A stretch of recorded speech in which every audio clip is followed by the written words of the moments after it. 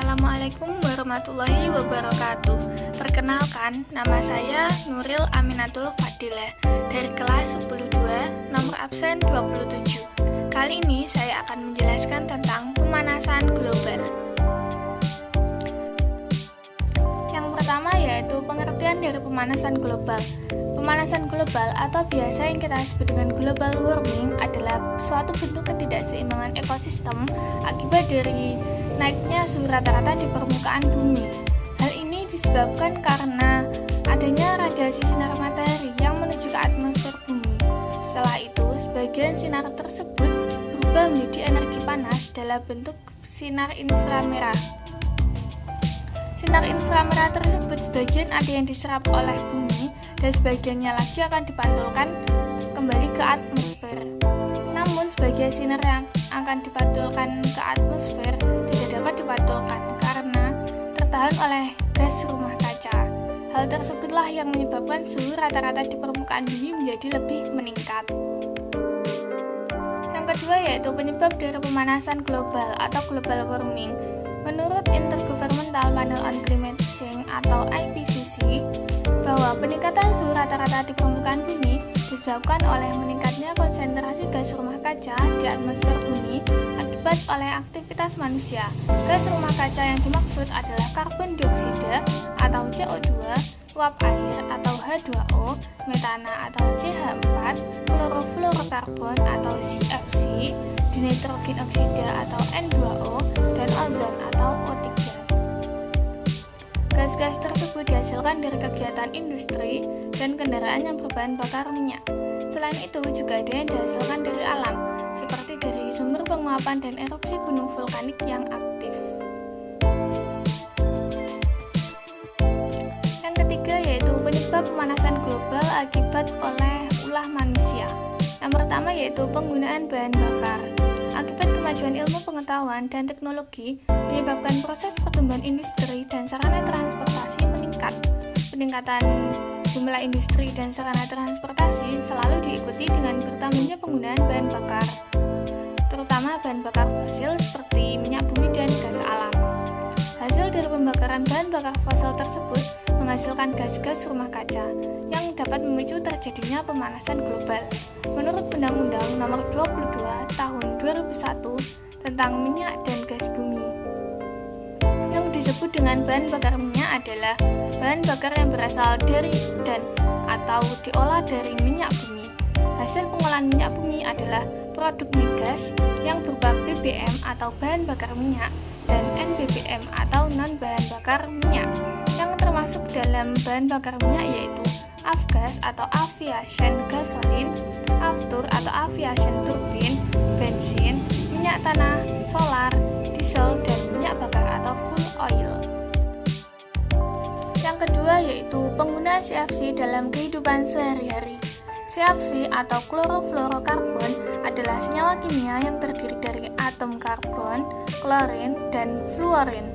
Gas CFC digunakan untuk berbagai kebutuhan peralatan rumah tangga, yaitu pada alat-alat pendingin seperti kulkas dan pendingin ruangan atau AC. Selain itu, CFC juga digunakan pada bahan rumah tangga yang dikemas dalam botol aerosol seperti parfum, pewangi ruangan, pembasmi nyamuk, dan hairspray. Gas CFC termasuk senyawa kimia yang stabil dan tidak mudah diuraikan.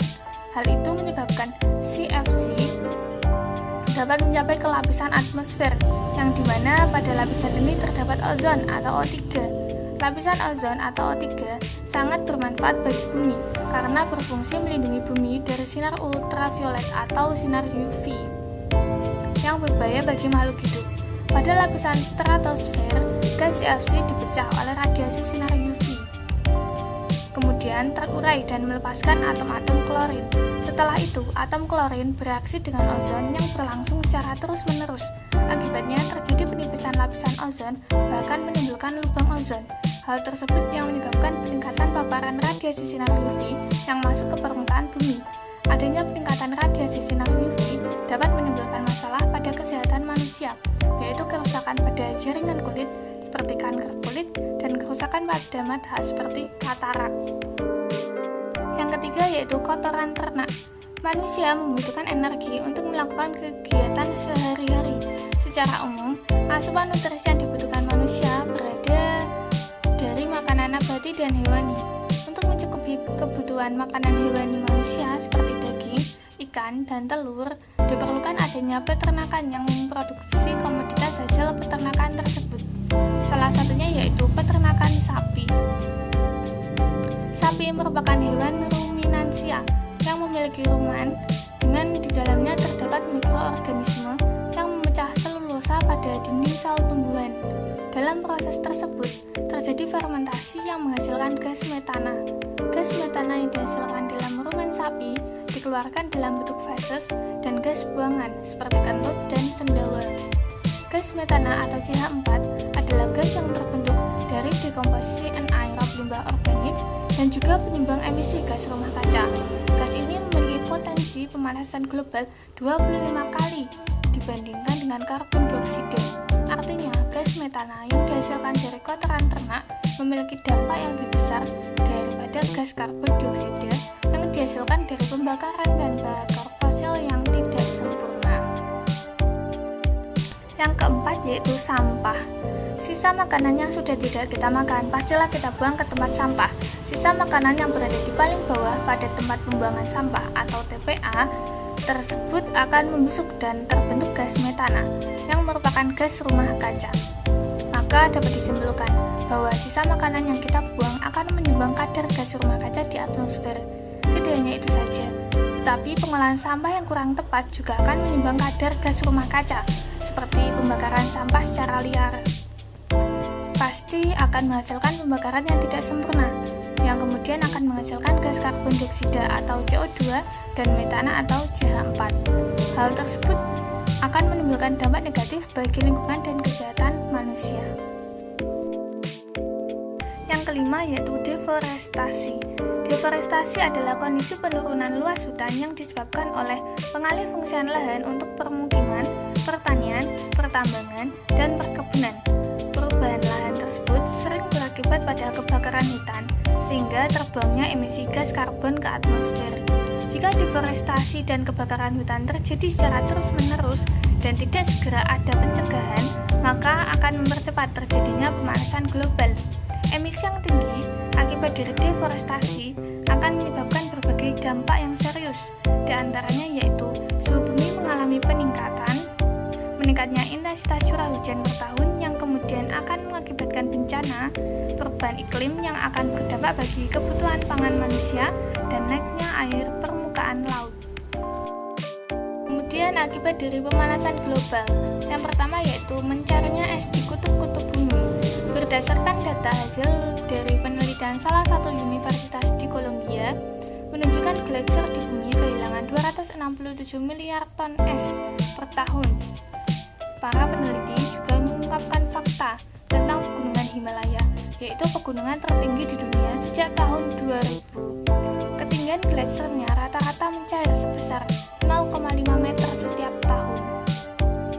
Bahkan, para peneliti mengungkapkan dalam 40 tahun terakhir, intensitas lalahan gletser meningkat 2 kali lipat dan dari sebelumnya. Hal ini memberikan dampak negatif bagi makhluk hidup, karena hilangnya daratan es yang luas memicu terjadinya peningkatan pemanasan global. Padahal daratan es yang luas berfungsi untuk memantulkan sinar matahari sehingga kestabilan suhu bumi dapat terjaga. Yang kedua yaitu meningkatnya permukaan air laut. Meningkatnya permukaan air laut disebabkan karena bongkahan es yang pecah dan terbawa oleh aliran air laut, kemudian akan mencair di lautan. Akibatnya wilayah daratan mengalami penyusutan dan terjadinya erosi pantai serta banjir. Ketiga yaitu perubahan iklim. Perubahan iklim dapat terjadi secara alami dalam waktu yang relatif lama, tapi dengan adanya kenaikan suhu bumi dapat mengubah sistem iklim yang berdampak bagi kehidupan makhluk hidup di bumi.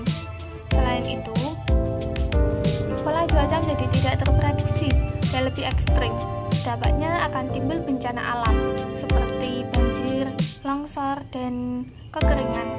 Hal ini tentunya akan merugikan kehidupan manusia, salah satunya dalam bidang pertanian, sebagai contoh. Jika musim hujan yang berkepanjangan akan menimbulkan banjir dan menyebabkan tanaman menjadi busuk atau rusak. Sebaliknya, jika musim kemarau yang berkepanjangan, maka akan merusak tanah atau tanaman menjadi kering. Dua kondisi tersebut tentu akan merugikan petani.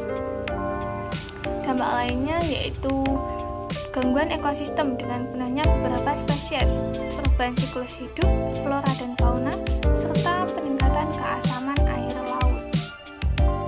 Yang keempat, yaitu punahnya flora dan fauna. Hal tersebut disebabkan rusaknya keseimbangan ekosistem akibat perubahan iklim. Flora dan fauna akan mati jika tidak bisa beradaptasi terhadap perubahan iklim yang terjadi untuk bertahan hidup. Yang kelima, yaitu timbulnya wabah penyakit. Akibat dari ketidakseimbangan ekosistem menyebabkan munculnya berbagai penyakit melalui air maupun melalui penyebaran lainnya. Perubahan iklim yang menyebabkan bencana alam disertai perpindahan penduduk ke tempat pengungsian dapat memicu munculnya penyakit diare dan penyakit kulit. Selain itu, akibat dari permafrost yang mencair menyebabkan banyak patogen yang terlepas dan menyebar ke berbagai wilayah sehingga menimbulkan wabah penyakit. Contohnya adalah kematian sekitar 2.000 ekor rusa yang terjadi di Siberia pada tahun 2016 akibat mencarinya bangkai rusa yang diprediksi telah membeku selama 75 tahun. Kemudian solusi untuk mengatasi pemanasan global atau global warming. Yang pertama yaitu dengan mengurangi konsumsi daging dan beralih dengan mengonsumsi makanan dari sumber nabati. Yang kedua yaitu penanaman hutan kembali atau reboisasi. Ketiga yaitu mengurangi penggunaan kendaraan pribadi dan beralih menggunakan transportasi umum. Yang keempat, menghemat energi. Contohnya yaitu mematikan lampu pada siang hari. Yang kelima yaitu mengurangi penggunaan plastik. Yang keenam, melakukan aksi menjaga alam dan lingkungan kepada keluarga, teman, kerabat, ataupun masyarakat luas. Yang ketujuh, melakukan pengelolaan sampah yang benar. Kemudian hasil kesepakatan dunia internasional. Yang pertama yaitu Intergovernmental Panel on Climate Change atau IPCC, dibentuk pada tahun 1988 di bawah Perserikatan Bangsa-Bangsa atau PBB. IPCC terbentuk karena adanya inisiasi dari United Nations Environment Program atau UNEP dan World Meteorological Organization atau WMO. Setiap tahunnya, perwakilan dari 195 negara yang ikut serta menjadi anggota IPCC berkumpul untuk mengkaji tentang perubahan iklim. Pengkajian tersebut meliputi dampak negatif dan perubahan iklim, risiko perubahan iklim di masa depan, upaya adaptasi, dan mitigasi terhadap perubahan iklim.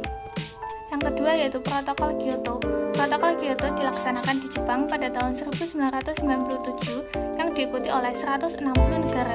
Namun Protokol Kyoto mulai berlaku pada 16 Februari 2005 setelah ratifikasi resmi yang dilakukan Rusia pada tahun 2004. Tujuan Protokol Kyoto dibentuk adalah untuk menjaga kestabilan konsentrasi gas rumah kaca di atmosfer agar berada pada tingkat tertentu. Kestabilan tersebut dapat diwujudkan dengan mencegah aktivitas manusia yang dapat menyumbang gas rumah kaca dan melakukan komitmen pada negara-negara industri. Yang ketiga yaitu Asia Pacific Partnership on Clean Development and Climate atau APPCDC, merupakan sebuah kerjasama yang bersifat sukarela. Kerjasama ini diumumkan pada pertengahan tahun 2005 dan diluncurkan pada awal tahun 2006. Dalam kerjasama ini, para menteri luar negeri serta menteri lingkungan dan energi dari negara-negara Australia, Kanada, Amerika Serikat, Jepang, Tiongkok, India, dan Korea bersepakat untuk bekerja sama dan melakukan alih teknologi yang berkaitan dengan upaya untuk mengurangi emisi gas rumah kaca.